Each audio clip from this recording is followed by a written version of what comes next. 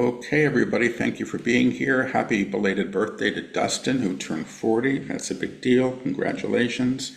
And I'm just back from another trip. So we met last week. Since then, the guides finished up their 14th book, which is they're calling The Upper Room, Becoming the Divine Self. And my earplugs are in, and we'll see what we get today. Okay, sit back, please, and close your eyes.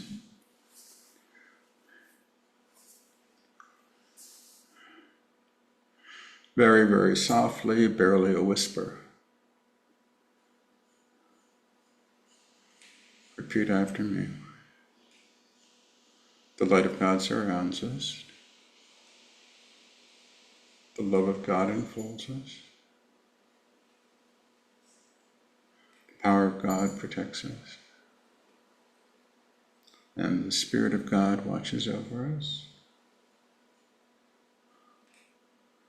Wherever we are, God is. So be it. Silently set the intention that you're only open and receptive to those energies and that information which are for your highest good. In the perfect amounts needed for your healing and evolution. At this time, what we see before us as we recognize the history that you carry with you in a kind of obligatory way is the essence of the choice that is before you now. Do I wish to replicate the old? Do I wish to know myself in the higher accord that is available to me? Am I willing to move beyond the attachments that I have utilized in self-definition, relations with others, and the ideologies that I have acquiesced to in the common field? Because the common field in most ways is born in collective memory, the idea of what the chair is, the idea of what the government is, the idea of what this God or that God is or means. You must understand that you are surrounded by the evidence of history, and as one lifts to the upper room or moves beyond the idea of what was, one can become caught in some ways in the vestiges of past agreement. Who am I to decide other than I was taught to? Who am I to know myself as free of this obligation or that one? Who am I to know God? Who am I to decide that I have the right to this experience of the upper room as I am being instructed in? When you understand, and underline the word when you understand, that the divine self that is you is actually, simply put, the true nature of your being, it becomes far easier. It is less a noble act than you might think to align to the monad, which is the Christ truth within you, or the true self or infinite self. It is not noble per se, it is simply the act of being in accord with the aspect of you that is ever true, always true, that does not require this instruction because she already knows and she is already moored in what we call the upper room, which is, of course, the strata of vibration where the true self aligns in.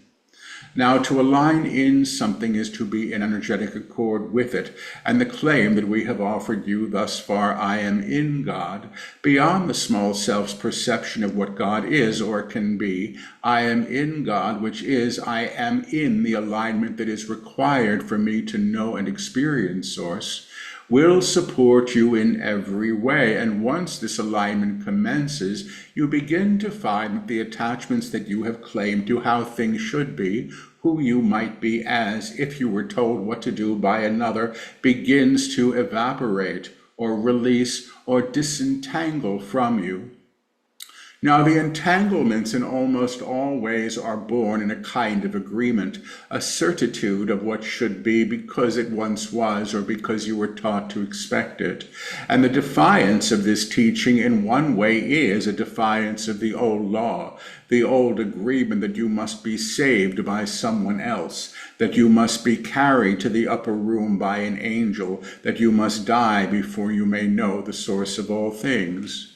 But if, and underline if, you begin, underline begin, to comprehend the reality of this teaching, that you are actually being moved to a level of vibrational accord where what is true is always true, you are no longer denying your true inheritance, and once this is not denied by you, it is received. Not will be one day, but it is received, which is the gift of your presence and being. The source of all things come within you, seeking to know itself in and through your experience in the upper room. Now, the idea of attachments in the upper room is curious because, of course, you may live to this level of tone and find yourself still in agreements. Well, I signed a lease, I pay a mortgage, I have a document proving that I am married or that I am the father of my children. You understand that the obligations you incur in the lower octave are present for you still, but how you relate to them and how you comprehend yourself in accordance with them is indeed altered, because you are no longer bound through the fear that the small self has utilized to keep you in place. Now, when you understand that you are free, that does not mean you do not pay for your children's well-being. It does not mean that you do not show up the job that is paying your mortgage for you. It does mean, though, that you understand that you are in choice, and that when you know that you are in choice, you are not in obligation. You are simply claiming the requirements of your experience. This does not mean that what you have claimed in history will continue, because children grow up and move away, and spouses may do the same.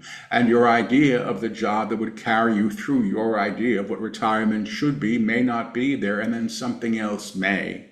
But in a time of rapid change, which you are all experience as a collective reality, you must understand that the ability that you now have, and underline now because it is present now, not someday, but now, to escalate in tone to the upper room and maintain this level of accord, will support you in knowing the self, which means realizing the self as beyond the mayhem and the turmoil that the collective has invoked.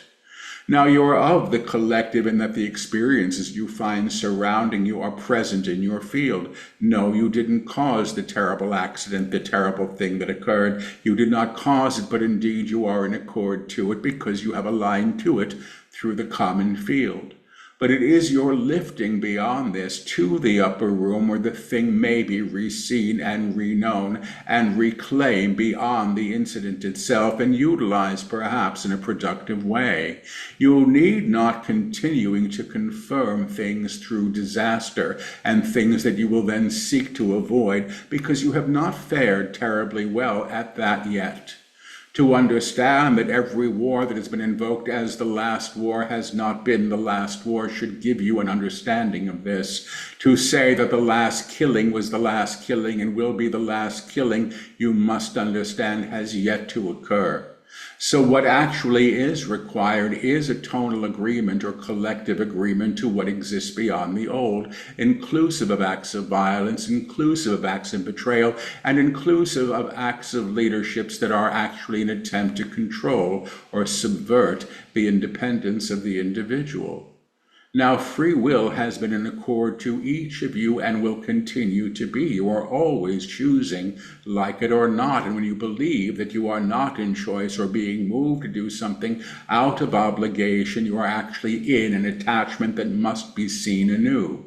Again, this does not mean that you do not pay the taxes, but it does mean that you understand that you are doing it and you are not feeling controlled in the action. In fact, what it means is you may find or know new ways to attend to something like this without having to abandon the self and choice or agree to another's choice for you. The collective in the past has risen up as one to denounce an idea of what should be or what one was told a reality must be. You all have examples of this in your own life when you believed one thing only for that belief to be replaced by something other. This marriage will last forever. This child will always be grateful to me. This job will support me until the end of my days. And you have experiences where things that you thought should or would be there have been revoked or moved, or you have moved beyond them. And these examples are actually very useful at this time because they will support you in an obligation, and we use this word differently now, to comprehend the self in the unknown. When you can't return to the old office because the old office is closed, when the child has grown and moved away and you cannot count on her for companionship, when the partner that you thought was faithful was proven not to be, you understand yourself in different circumstances, and while the change in circumstance may cause great pain, you will indeed learn and grow through these things. And these things then become the experiences that you are releasing because you must understand that you exist beyond them. And the instruction that they offered, while perhaps useful, is not your identity. I no longer signify myself as the employee, or the parent, or the husband, or the wife. I understand myself as beyond those ideas, although I do not discount them. To understand yourself beyond the old ideas is to liberate yourself from them, not to discount them, not to abandon them. You may know yourself as free in any situation because you must understand that you are always in choice, even if the only choice is how to think. Even if the only choice is to decide something other than you have always decided prior. And this one act, new deciding, new agreement, can support you at a level of reclamation of identity that you have not yet known or experienced. When the level of identity that you experience yourself through is altered, the manifest reality that you have attached to is also altered or untangled or released. Now, an untangling is an interesting phenomenon, and that is always the case when there is something you think you must have or should have and wrapped yourself around to the extent that you actually feel protected by the agreement. It will always be this way because I cannot allow it to be other means you have entangled yourself in a system or in a level of accord to something or someone that you cannot release because you refuse the opportunity to release that is actually being offered to you. And this is why you suffer when a thing ends that you thought would always be there. The process of disentanglement is a curious one because the first thing that is required is your agreement that the thing has been there and is no longer in the way that it once was. To understand that the human being that you are married to still exists on this planet perhaps, but is no longer your mate, is no longer tied to you or to your identity or even to an investment in your presence or well-being is deeply challenging, but it is necessary in order to move on. To demand that someone be as they once were to you is to enact the small self's will and decide who another person should be to you, and at that level of attachment, you create a tie that is difficult to release and has penalties to it. The penalties that it has to it is the denial of the divine self, because the monad or the divine self indeed knows itself as free and does not require the relationship or the specific employment or even the loyalty of a child who seems to have gone his or her own way. Now, we would like you to understand several things about the opportunities that are present for you in the upper room in order to release the old ideas of self. Because everything you see you're in accordance with, you must begin to comprehend where attachment lies. And where attachment lies is generally where you experience yourself in fear. I am frightened that he will not love me the way I wish to be loved. I am frightened that my government will not do what I believe it must do. I am frightened of the idea of how things are happening, and I don't know what I am to do in the face of such things. Now, these understandings, if they are not predicated on an outcome that you have defined, can be useful in seeking other opportunities or receiving other information to enact change, because in the upper room you may well become the actor or conductor for change. It is not a teaching of sitting on your rear and waiting for somebody else to speak out. But it is an awareness that the attachment that you have to outcome may actually demand that things be as they were and not as they are. If you wish to believe that your husband is coming home after 3 years away, you may choose to do that for the rest of your time here on this plane. But in fact, to understand that he is not coming back would support you far more, because the life that you may live may then begin again. Now the claim, "Behold, I make all things new," upon what was, is not a claim of debate, not about how it gets improved, or not that you should have it the way you say it should be. "Behold, I make all things new," invoked from the upper room, is a claim of reclamation, or reclaiming the idea, the ordeal, or the attachment, or the system that you have known yourself in and through in a collective way to be new, be made new in accord to the upper room. And the reason for this is that the upper room does not contain the kernel of fear that you know yourself with always in the lower field. And when something is made new without the fear being present in its genesis, in its creation, you have a thing, a situation, a relationship made new. It will not be made new if you are seeking to restore the thing to what you think it should be based on what it once was or how it was once known.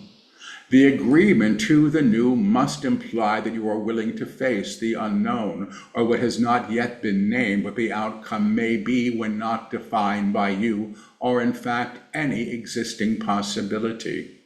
Because your ideas of what can be are so limited and so moored in the historical legacies that you've surrounded yourself by, this is how you mail a letter, this is when the letter is supposed to come, this is how much the stamp cost, and this is how you write an address. All of those ideas are actually present in the simple act of communication that you know when you write a letter. But to understand that how things are now about to occur are actually without the old presence, the old system supporting them, and what appears at times to be a tightrope walk without a net is actually something other. It is actually learning to lift, not to fall, but to lift. When the one who believes she is walking a tightrope claims herself as free of the need for the net, the human being may begin to know herself in a higher accord and begin to lift. Your idea of returning to the net, returning to the safety of the old, returning to the old relationship or the old occupation, or the way you were once treated by that child who now appears fairly ungrateful, must be what is claimed when you claim, "I am knowing myself in a new way. I am no longer attached to the demands that I once invoked as what should be." Now, the idea of lifting has been described at length in these teachings and in the texts that we offer, and the idea of lifting must not be understood as bypassing or pretending you don't see what is there before you as you lift. In fact, you lift so you can reclaim the very things that are causing such pain, such discontent, and such fear amongst the collective. To rise above something and to re-know it or to re-see it is not to paint it as a pretty picture or not spray perfume about it and say it doesn't smell like death. It is to claim the active, underlying active presence of the divine upon the thing and know it in and of and with the source of all things. When you know yourself, I am in God, I am of God, I am with God, in whatever way God is for you. When you know yourself in, of, and with, I am in the upper room, I am in God, I am of God, I am with God, you may indeed claim what you encounter in, of, and with Source, regardless of how it presents, regardless of what your personality self would attach to about it, regardless of what the neighbors would say about it. You must know it new. And again, to know it anew is to reclaim it in Source, especially where Source has been denied or refuted, or you have been invited or asked to deny the possibility of Source at all, because how could God be in this act, in this thing? Human beings, in their fear and in their anger, create turmoil. They enact turmoil and they seek to invoke fear at that level so that others will attend to it. And to understand yourself as refusing to fear because you are no longer aligning to that as a requirement for being would support you greatly, because then the light that you are may be unhindered through the presence of fear that would seek to obscure it. Now imagine there is a lampshade, or you are wearing a lampshade that is soiled, and it is soiled with the evidence of old fear, old pain, old disaster, old corruption, old whatever you want to name it, that has stained the lampshade and is obscuring the light that you are from shining through it. In this teaching, once the claim is made, I am in the upper room, I have come, I have come, I have come. It is the light within you that activates, and the cleansing that commences of the lampshade is less for your sense of perfection and is everything to do with your ability to claim the light for what you see around you. Because as you claim the light for what you see around you, that illumination in others, that illumination for the event, that illumination so that others may know and see the divine where the divine has been lacking or refuted or denied, will support others in a new alignment themselves. So as you become this light, you shine in the light that you are upon all that you see, and all that you see is not only impacted, it is moved to a level of tone, co-resonance, or accord with what is always true. Now we understand and comprehend the times that you are in, and the times that you are in, like it or not, must be seen as affording opportunity to reestablish the light, the divine, where it has been denied. And we say this with no religious meaning. Much of what you know of as religion right now is operating in distortion and is being utilized to support the ideas of fear that a small faction might demand be known. But we will say this will not last because it cannot last. And the idea that God, whatever you wish to think of as God, will not be mocked is actually very true.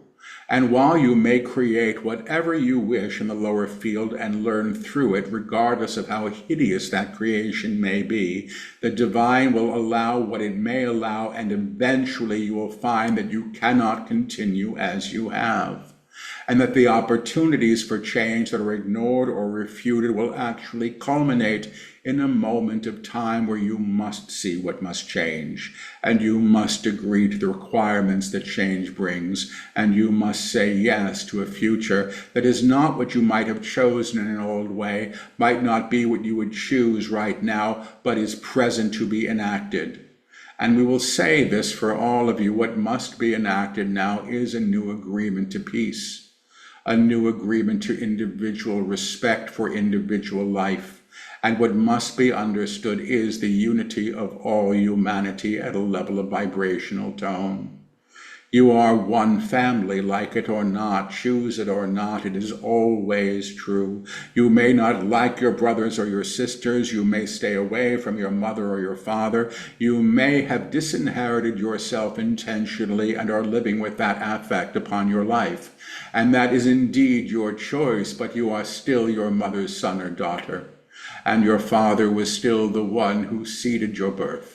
And you must understand that how you attend to these relationships is up to you, yes. But once you are in the upper room, you are not denying the relationship. You are simply knowing them in, of, and with the source of all things, because that is what you have come to as truth. And to understand this can be extended to all of humanity will support humanity in releasing the belief in separation that has moved in such alignment to that you easily damn or exterminate your brother or your sister for their simple disagreements with you. And that is the nature of war. And war, as we have always said, in almost all cases is motivated by power or greed. To understand now that the times that you stand in hold great relevance, and great relevance in a productive way simply means that you must begin to claim the opportunities that are present for you and present now. If you wish, you may say these words after we speak them. I know who I am in truth. I know what I am in truth. I know how I serve in truth. I am free, I am free, I am free. I am in the upper room. I have come, I have come, I have come. Behold, I make all things new. It will be so. God is, God is, God is. It is, it is, it is. It simply is. And now, if you would imagine the world before you, you may imagine a sphere, a globe, if you wish. You may imagine energy, if you prefer. You may imagine everyone born, everyone unborn, everyone who will live one day to begin to see themselves in union with one another. The monad, or the divine self, does not exist in some idea of time that is intractable. It is always present when you say these words for all. You may indeed claim all who have lived and all who are living and all who will live in form. And when you say these words to them, you are reclaiming them in, of, and with the source of all things, and you are not excluding yourself. So you say this now to your idea of humanity, and then all things in form, all things that live, or all things that claim form in whatever state they have arrived in. I know who you are in truth. I know what you are in truth. I know how you serve in truth. You are free, you are free, you are free. You are in the upper room. You have come, you have come, you have come. Behold, I make all things new. It will be so. God is, God is, God is. And now to all once again. You are in God. You are of God. You are with God. And ask yourself this question: am I willing to be known as the light I am? Am I willing to shine as the light I am? Am I willing to bring the light that I am to all things I encounter? And am I willing to know the presence of the divine where it has been denied? And if you are willing, simply say yes, and then we will say this on your behalf. On this night we claim that all who choose this, all who move to this level of accord, will be supported in this choice. All who align to this choice will be perceived as they truly are, in accordance with their own truth, the divine that has come as them in truth. And as we say these words for each of you, we say what is always true. The divine has come as you. You have come, you have come, you have come. We sing your praises, we listen, and we support you on this journey forward. You are in the upper room, and we walk beside you as you allow us. Period, period, period. Stop now, please.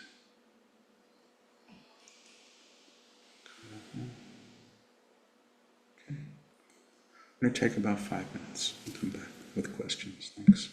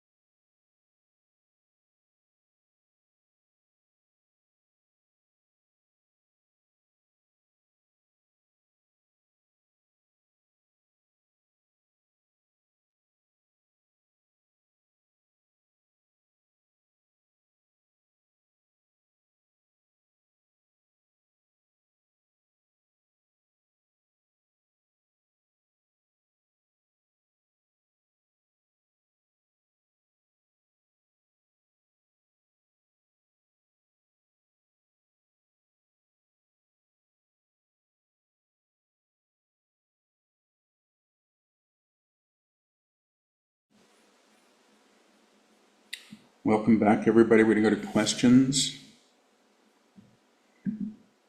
Bart, hello. Hello, Paul. I'm releasing old attachments and contracts, which is more challenging than I ever expected. And the most difficult one is my marriage.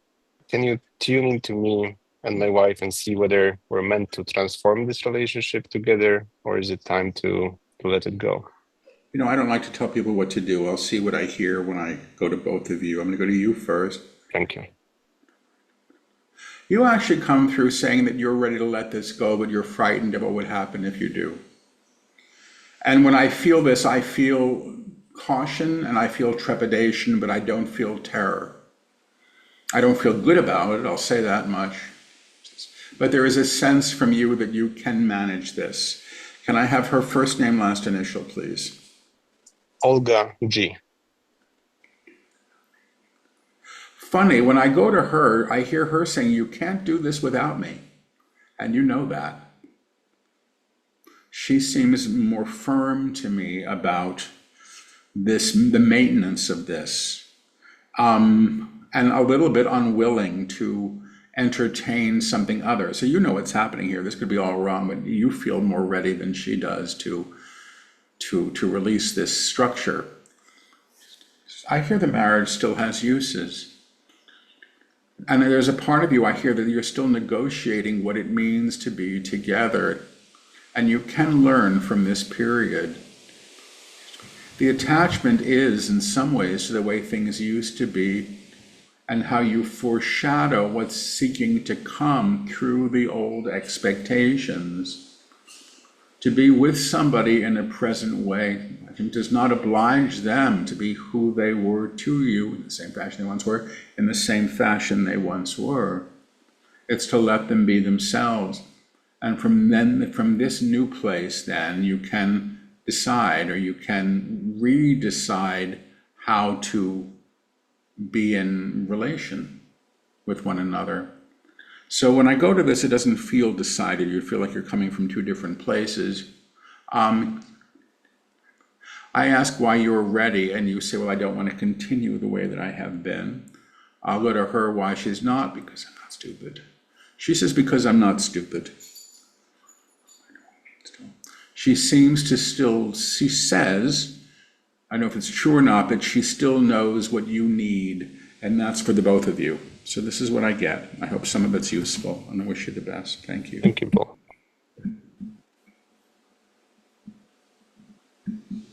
Julia, hello. Hello, can you hear me? Yes, your question, please.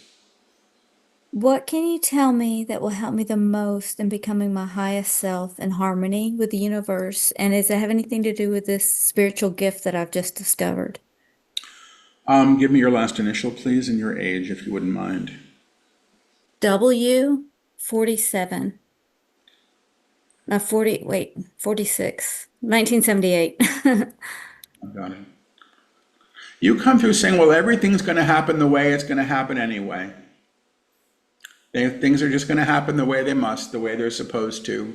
So you come through kind of accepting your path, whatever this thing is. It's all leading you forward. You seem to have the ability to sort of toss out of your basket what you don't want anymore as you walk. And that's useful. Well, this was useful. I don't need this anymore. And that's a yesterday's sandwich. I don't want to carry this around anymore.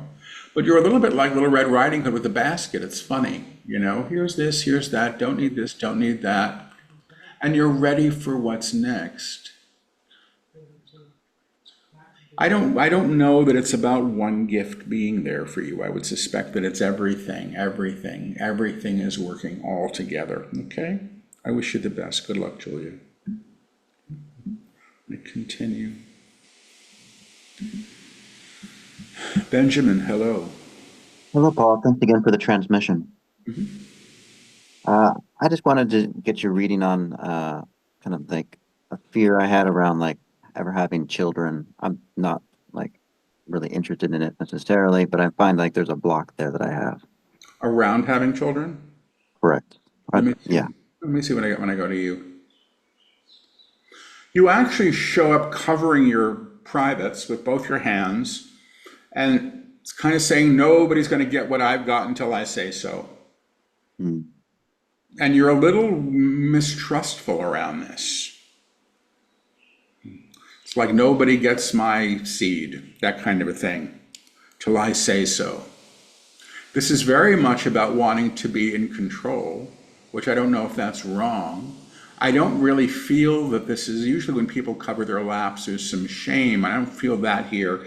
This feels much more like you're doing it out of a need for self-protection.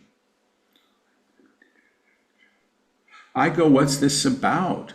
Listen, I'm surprised to hear this may well be wrong, but it almost feels like it's a fear about being taken advantage of or being trapped by somebody in a situation that you were not willing to be in.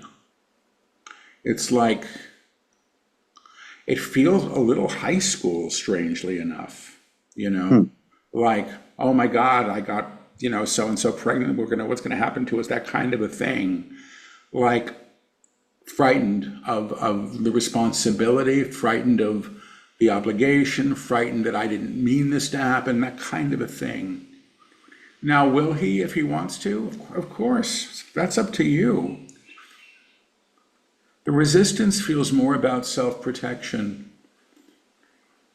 When you're actually with somebody, and maybe you are, but you're with somebody that you don't want to be protecting yourself from, I actually feel like you move your hands away, metaphorically, to allow somebody to share this with you. And it's really about a collaboration. That's making a baby, So, so you are open to this. But when this comes for you, it really does feel like it's coming with an enormous amount of vulnerability on your behalf. Like, I'm really willing to be loved this way. I'm really willing to love this way. I'm really willing to be in a family this way. This is what it means to be in a family. And that feels quite real and lovely, as a matter of fact, when I go to you and whoever you happen to be with. Okay? I wish you the best. Thank you very much. Yeah, you're Appreciate it. welcome. Randy M., hello. Hi, Paul. Can you hear me? Yep. Paul, for about 6 months, I've been feeling apathetic quite a bit. And I have about 55 days left of work on a job. And then I plan to leave the job and move away. And I'm finding myself struggling I want to finish strong, finish good, close out the projects, but I'm having a lot of internal strife where it's just tough to get myself motivated. And I was wondering if you could check in and see what my higher self thinks about all this. Just apathetic in general, or apathetic around the work that you're having to finish and what's next? Apathetic around everything. Started the spring of this year, and maybe it's because I had planned on moving by the end of the year anyway, but yeah, nothing that used to excite me excites me. So Let me see what happens when I tune into you. You come through saying, well, F everybody, what do I want now? I mean, it's funny. I feel like I should be sitting in a desert bar in Arizona looking out from my bar stool going, now what? Now what's it going to be? And I'm with you, and I don't feel, I don't feel, it's a little more than not feeling motivated. It's even a little more than apathetic. It's a little more like, what's the point? Why? And it's a larger question of, what am I supposed to do now? Now, there's a little part of you that comes through that says, what if I'm not supposed to know? That actually livens you up. Because it's not that there's nothing there for you, it's just not clear yet. And you actually come through saying, I have a whole life ahead of me. But I don't know that this happens, and it's funny, I don't think this is about drinking per se, although the image is such an interesting image. It's like a man sitting in a bar stool, looking out on a sunny afternoon, out, but I feel like I'm in like a desert roadhouse when it's afternoon and not many people are there, and whoever's there is just kind of dreaming. But the idea here is what could happen next. And then what it's going to take is you, metaphorically, of course, getting off of that stool and walking outside.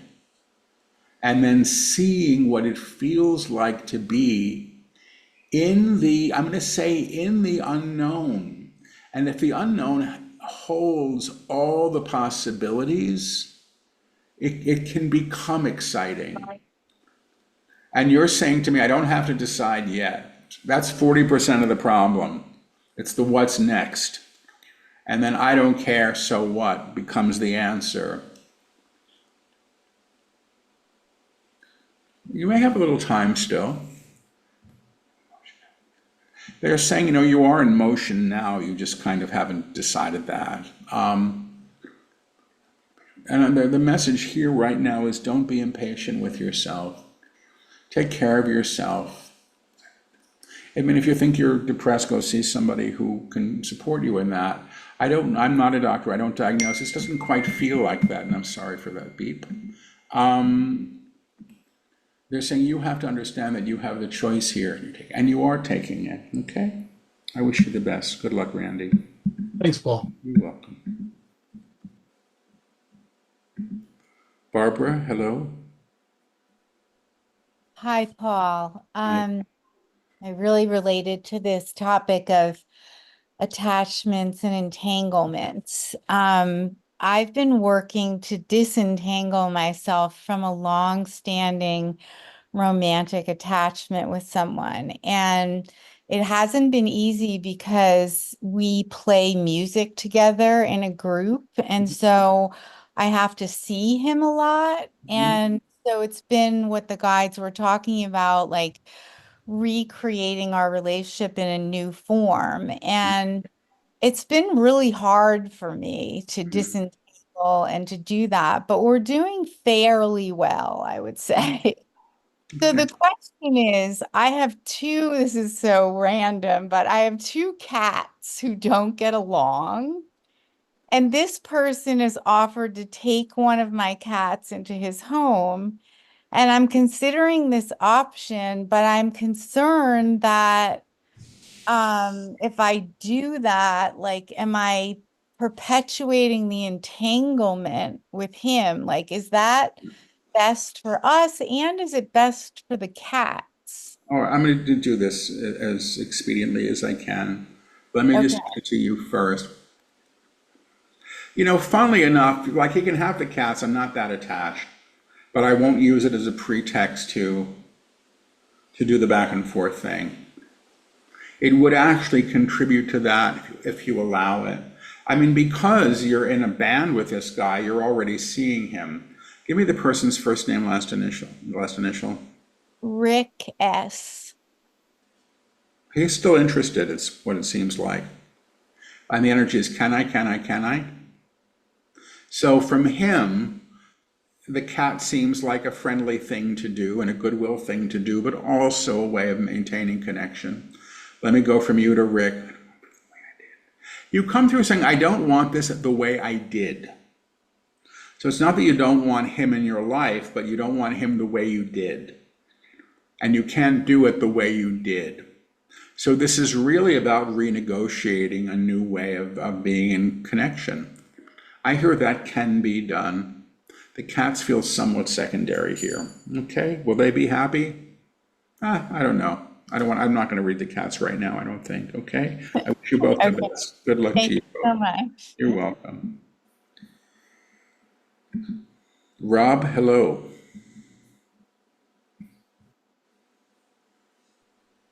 Hi, Hey, Paul. Rob. So great to see you. Thanks. Your question, Rob. Paul, my life is going very well. Good. I'm so happy in so many different parts of my life. The one part where I still feel perplexed, bamboozled is when it comes to financial support and what I do to support myself financially. So I'd love it if you tune into me and see what you get around that. I'll see where you're at and perhaps not what you should do. I'm going to go to you. Well, the image here is interesting. You're saying everything is falling out of order. It's like you have all these dominoes lined up and you expect them to fall in a line in sequence, you know, like you tip one and they all go one after the next, and things are falling out of line in their own way.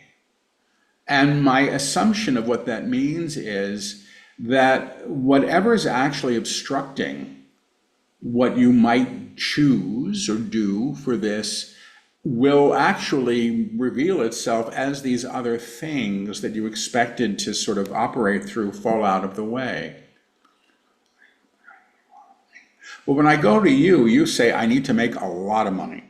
That's how you're thinking, a lot of money, and then give it to me. And then you sort of turn your pockets out. Now you're saying, guess who gets to do what he wants now? And there's a little bit of a sense of, and guess who doesn't believe he can make money doing that? Whatever you're going to do, though, I'm going to say this, you're going to need to show up for it fully and give it a shot. I think right now, you seem to be a bit on the tasting menu. You know, do I like this? Do I like that? Is this going to pay me? Is that going to make sense? And I think that that's all right. But I think there comes a time when you're saying, this is ordering and this is how I'm going to do this. Okay. All right. Hope that. Thank you. Uh-huh. All right.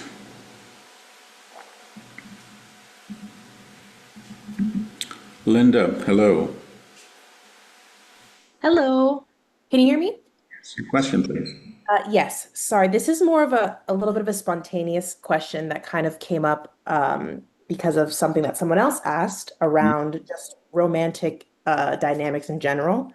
So I find it hard to discern in this day and age, like which voice to listen to when it comes to these dynamics, because we have a lot of experts in modern psychology telling us that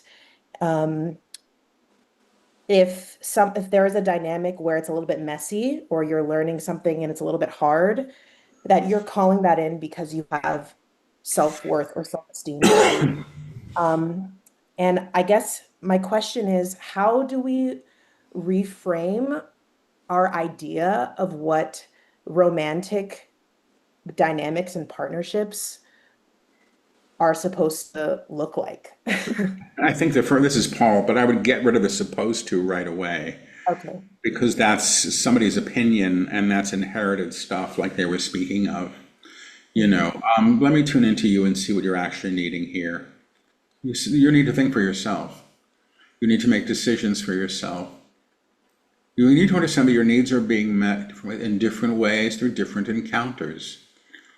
And with the idea that one person's going to be a certain thing or way or give you what you should have by some external expectation is going to leave you either frustrated or confused.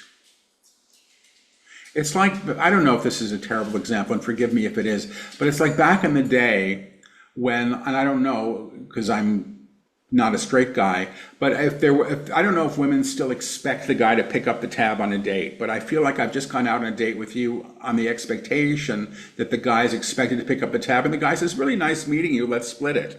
And you're going, what? That's not supposed to be that way. It's an expectation that's framed an idea of what should be. And in response to that, there's a little bit of who cares? It can be whatever it is. And then go to what does your heart say? I hear stop trying to design these relationships from wish lists that are external and really have no bearing on who you are. Now, I'm going to ask a dumb question because I'm asking this for myself. So is it okay to say, well, they need to have a job or an income? Or is it okay to say I need to be attracted to them? Yes, fine. But don't be so specific that you limit who might come. They're telling me to say this. I don't usually, it's from a reading I did about 10, 15 years ago for some woman, wealthy woman, who wanted to know if there was going to be romance for her. And she was an older woman, quite lovely. And I said, yeah, I do see, and I don't do predictions. I don't like to do them. But I said, I do see somebody who's driving a red truck. And she said, oh, I know who that is. She said, that'll never work. I said, why? He drives a truck. Basically, he was like a working class guy with a truck. That was not, you know, I would have taken him. He was great. He was a great guy, but not what was acceptable. And they're saying you have to decide that people are people. You can learn through anything. I would be a little cautious around the self-help books because I think what is current seems to change. And I want to say maybe your heart knows, okay? I wish you the best. Good luck to Thank you so much. Sorry if my examples were awful, everybody, but I'm tired. I just got back. I'm going to go now to Diego. Hello. Hi, Paul. Can you hear me? I can. Your question, please.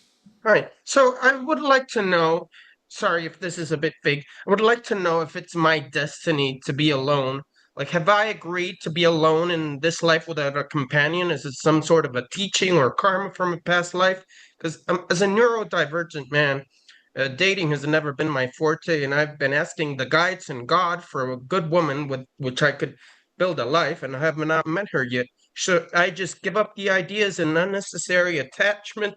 Should I settle being with someone who is not entirely to my liking, or should I just accept that in this life I'm supposed to be alone? Well, there's a whole lot of shoulds here, and I don't really do shoulds.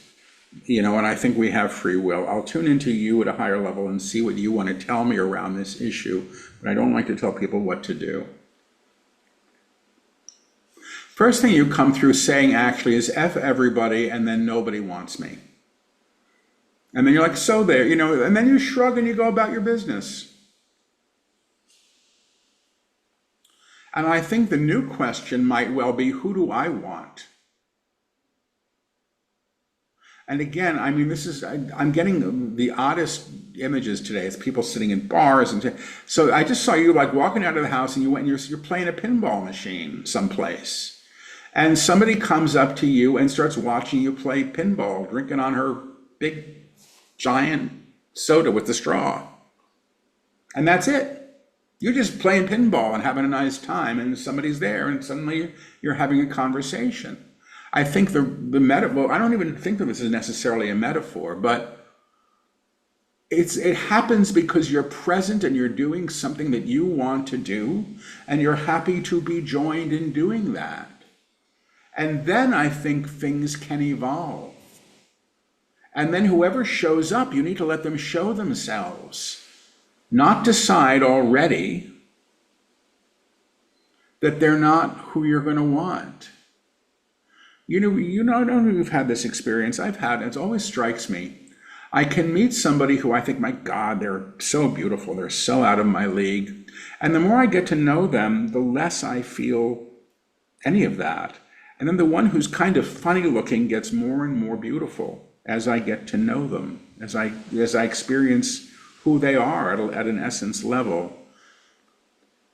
The guides are saying you have to be willing to see who's there, not through the lens of expectation, but they are who and what they are, and how they show up for themselves, how they show up for themselves, and consequently for another. It's over. And I'm going to say this: the game is not over. Okay, so you're not out of luck. I wish you the best. You're welcome. All right. Pamela, hello.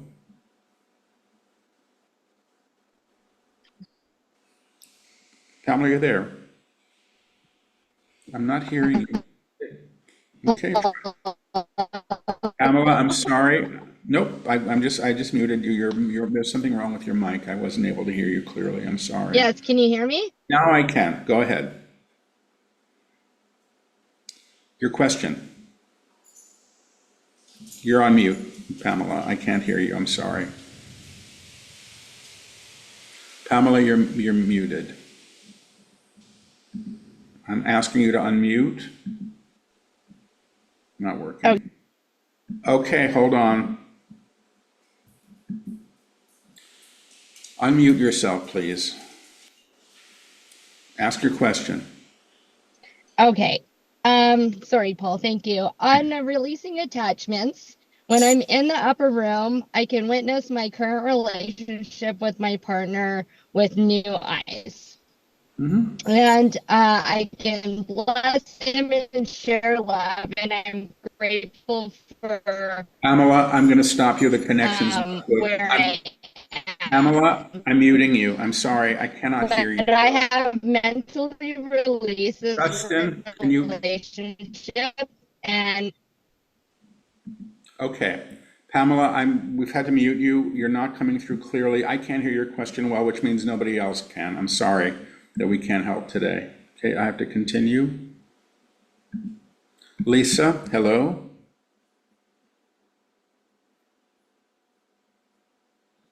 Yes, Paul, can you hear me? Hi, I can. Thank you. Your question, please. Thank you, Paul. I was wondering if I can receive some direction on how to support my 17-year-old granddaughter, who every time recently she feels changes in her body. She's afraid that she's becoming ill, that she may die, and she has a lot of fear around this. Okay. I'll see what I get. I'm going to Thank you. continue you first. First thing you say is, well, she doesn't want to listen to anybody. Why bother? Is what I hear from you. I mean, in some ways, I almost feel that when I'm her, and I haven't even tuned into her yet, I'm announcing things. And on one level, it's a vying for attention more so than help. Give me her first name, last initial. Evelyn E. And her age again? 17. See what I get? Well, this is the ba ba ba ba ba. When people do that, that usually means yakety yakety yak. But I feel like there's no real substance to this. I mean, I feel the anxiety. It feels quite real. But I feel a little bit like I'm freaking myself out. I mean, I don't diagnose, but it feels a little OCD to me in its own way. Because I'm on such high alert, and I know that because I have a touch of it, but it's my antenna is up so high with her that any infraction is going to set me off, which is I think what you're experiencing. So I would suggest if this comes up, she might want to talk to somebody about this. I think this may be a little less about what's going on in her body, and I'm not a doctor, so I don't tell people what's wrong with their bodies, but it feels a little less about that and a bit more like a mental construct that she spins out on, okay?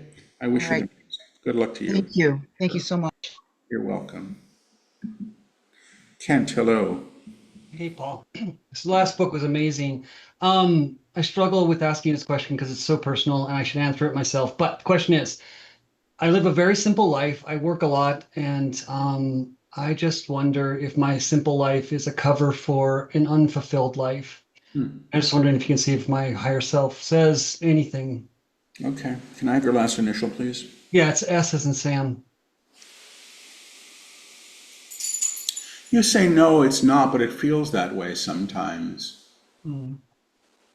The idea here is, because when I feel you kind of shutting the door and being with yourself, it doesn't feel bad, but I would be mindful or not cautious, mindful of when you come home and you're shutting the door and you're shutting out other experience that might broaden your life in some way.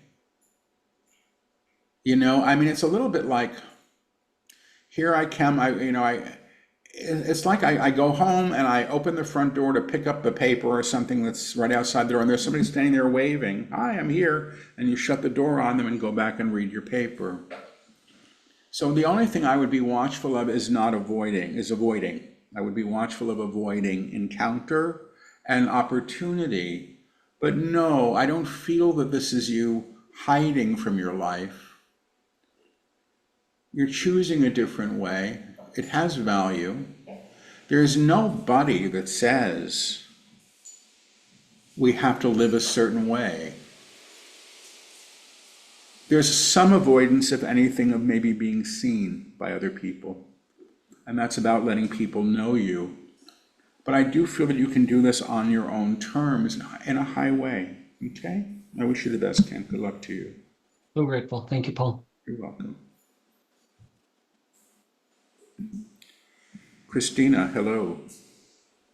Hello, Paul, and thank you to you and the guides. Hmm? It's been 8 years since my separation and divorce. The last 3 years, it's felt like I've been walking through a desert when it comes to romantic love. Even today, I feel deeply for a man who isn't available to share his energy and experience with me. It's very painful to my heart to sit in longing, loneliness, and disappointment. Can you shed some light on what I may not be understanding or what's to come of this? I'll see what I get from you. You say nobody wants me the way I want them. And that's actually a little bit like it shows up like the manual that they leave in the glove compartment of the car. So I'm like, this is how my car drives. This is how my experience is. I'm not the one who's wanted the way I desire. The revelatory idea is, what if somebody wanted me and I wanted them back? That's a jaw drop. Like, can that happen? Yes. But you have to move to the place that it can. I'm allowed to know somebody in love. I'm allowed, what's the word? I want to say cohabitation, but it's more about co-resonance, alignment in mutuality. This is the symbol. This is the figure 8. When I see this in relationships, it means that there's congruence. That's always congruence, figure 8. And when I tune into a good relationship, that's usually how it shows up. The guide said the young lady is ready for somebody real, not an idea of somebody. The young lady is ready for somebody who says, I'm here. And the lady says, yes, I know. And what do we do about it? And then the walk begins. The taking the walk together begins. Look, as a walk. Look at this as a walk with somebody where inquiry and intimacy emerge. That, I think, would be a good thing and can happen. Okay? I wish you the best. Good luck. Okay. Continuing. Ash, hello. Paul, can you hear me? I can. Your question, please. Paul, I've been going through a difficult period, which is showing up as aches and pains in my physical form, mainly on the left side. I was just wondering what psychological errors I may be making. I don't do medical readings, Ash. I'm sorry. And that's not how I work. I can tune into you in a general way, but it's not going to be about your aches and pains. Okay. Can I have your last initial, please? S for Sam. Let me see what I get. Thank you. You come through frustrated, grouchy about things. And you also kind of come through saying, I'm not getting what I want. I'm not getting what I want. And the funny thing is, I feel like I'm trying to march ahead with my right side, with like a ski pole walking stick, and my left side is having to be dragged along and is resisting. You don't have to decide what you're supposed to do. You have to show up for yourself fully. And this is both your active and receptive selves, those parts of you that may be in a little bit of discord right now. I hope this is true. I hear this is temporary. You're learning through it. I would actually consider activating yourself perhaps a bit more through intuition or inspiration than you may have been doing. That may help. Okay. Good luck to you. Thanks, Paul. Excellent. Thank you. Welcome. Yep. Tony, hello. Hi, Paul. Thank you. You're welcome. I got laid off 11 months ago, and I'm struggling with being paralyzed to even where to even look or how to even start. Can you take a look at that for me? Yep. Let me go to you. There's all these blanket statements coming today. The one that comes from you is nobody listens to me. Like I feel like I'm not really quite being seen, or I've been a little bit silenced. Like I almost don't want to even present myself. It's a strange feeling of a kind of invisibility, or that I don't matter right now. And I hear this is not useful. And it actually comes as a form of self-condemnation. This is actually an opportunity. You're saying to replenish, and then claim. Not even reclaim what you had, but claim something new. And the image is really of you putting a stake into something, having a stake in something that is meaningful.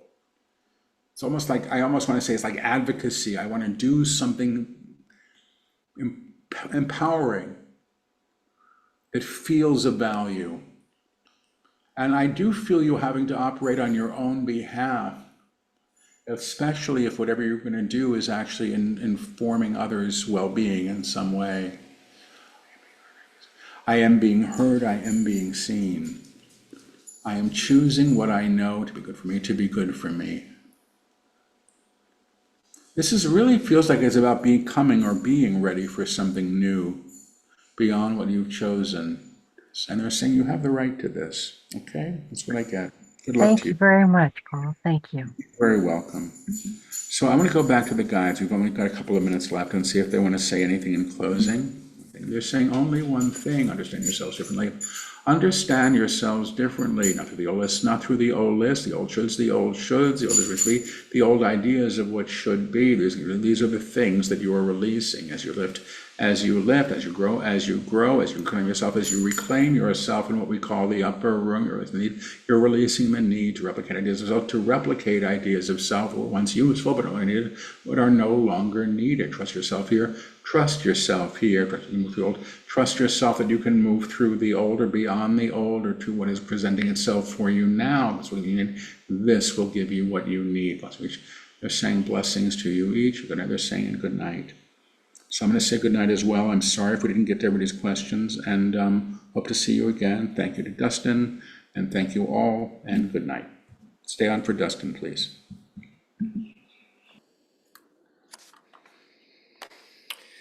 All right, we made it to the end here. I do have just one announcement. I put a link into that chat tab to our next weekly live stream series. It starts on September 10th. It's called Collective Change. You also have a slide up there. And then also, if you're interested in any of Paul's events, you can always go to studentsoftheguides.com/link, and everything is always there. So thank you for coming, and we'll get you a replay within 24 hours. So be on the lookout for that, and we'll see you in the future. Have a good one.